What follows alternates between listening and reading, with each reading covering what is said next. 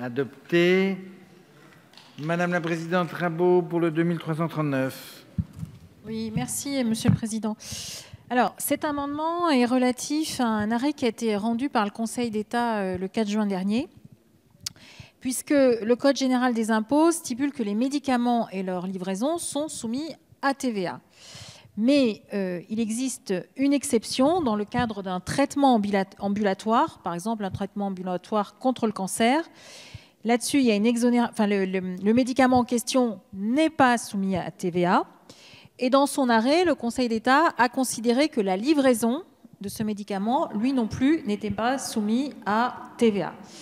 Donc, face à cette interprétation, puisque la loi est, autant elle est très claire sur le médicament, mais sur l'interprétation de livraison du médicament, elle ne l'est pas. Le Conseil d'État a une interprétation qui, évidemment, entraîne un certain nombre de frais pour les établissements, puisqu'ils ne pourront plus bénéficier des crédits d'impôt sur la partie de TVA qui devait être acquittée. Donc cet amendement vise à avoir une précision. Et encore une fois, il s'agit bien de la livraison qui, dans tous les cas, ainsi que les médicaments, devraient être soumis à TVA, sauf dans le cas de traitement ambulatoire. Mais là, ça ne portait que sur les médicaments et pas sur la livraison. Merci. Avis de la commission, monsieur le rapporteur général. Merci, Président. Bien, écoutez, je comprends bien le problème qui est posé ici, mais le problème, c'est que l'interprétation de la directive TVA qui est faite par la Cour de justice de l'Union européenne nous interdit cela.